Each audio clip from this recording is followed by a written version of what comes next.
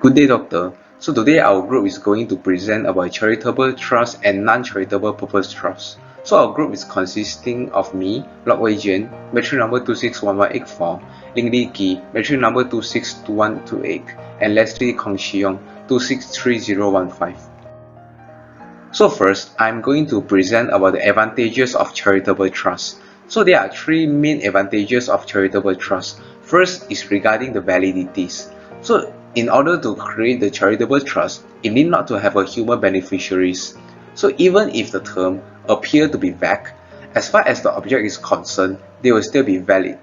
So the court may adopt the benignant construction in a case where there is ambiguous in the charity, in creating the charities.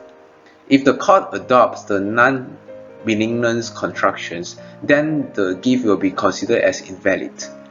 So next, the second advantage is regarding the fiscal advantages. So according to the Income Tax Act 1967, the income of a religious institutions established in Malaysia exclusively for the purpose of religious worship, which is not operated primarily for the profit, is exempted from the income tax. So the other charities which is covered by this benefit is the public school, the public space for the religious worships, the crematoria, or which means that is the public space for the burial and grounds, and the fourth one is the place for the charitable purpose such as science and literature. So third, the third benefit is regarding the enforcement. So in case involving any alleged breach of trust for charitable purpose, the Attorney General or two or more persons which having interest in the trust may initiate a suit after the consent of the Attorney General. The Attorney General can be joined as a party in any existing suit on behalf of the government or the public. Good day, I be to Dr. Ain. So my name is Ling Li Chi and my matrix number is 262128. I'm going to present about the legal principles relating to charitable trust. The first legal principle is the doctrine of Cyprus. Doctrine of Cyprus arises when a charitable trust is impracticable.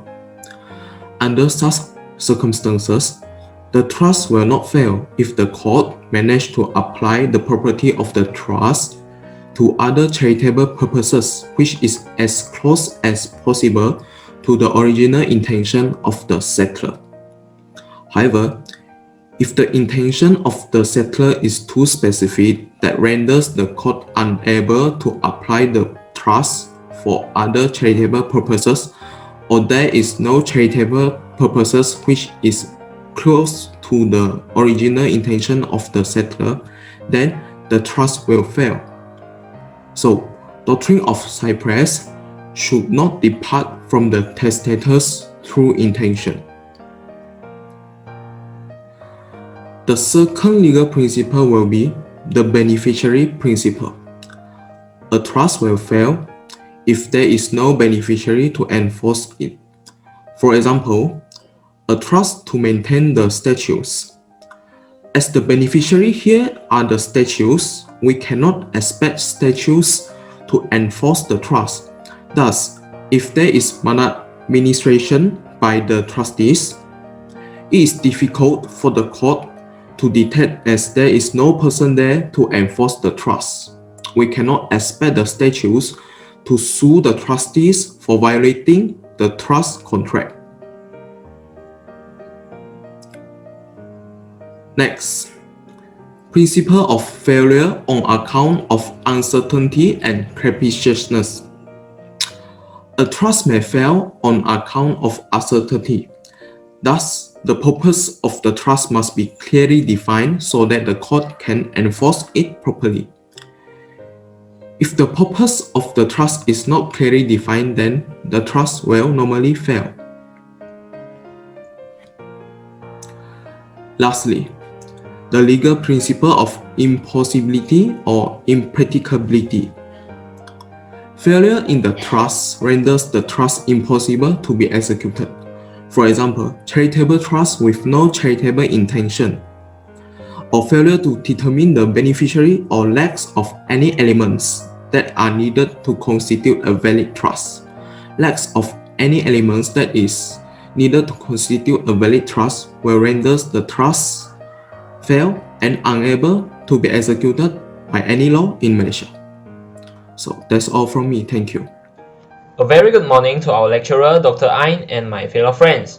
My name is Leslie Kong Chi-yong and my metric number is 263015. Today, I'm going to present about the differentiation between charitable and non-charitable purpose trusts. So there are three differences between them, namely the perpetuity, the beneficiary, and the tax treatment. So this is the differentiation between the charitable trust and non-charitable trust. Now let us move on to the first point, which is the perpetuity.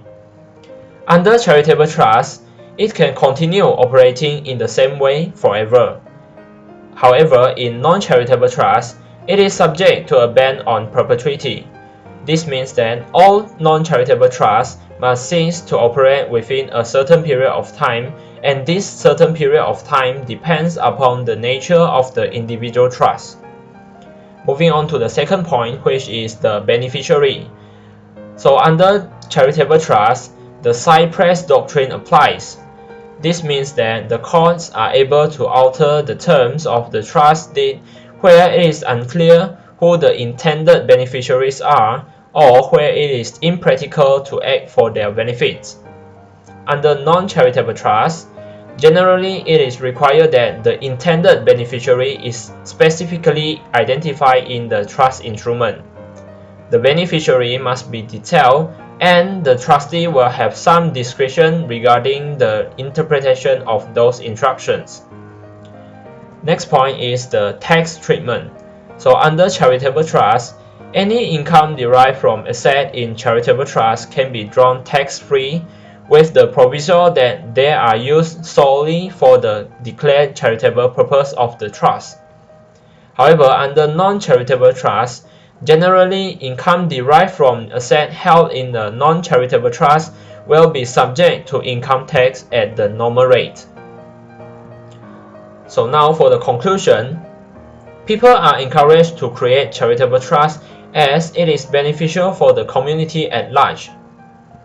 So that's all from us. Thank you.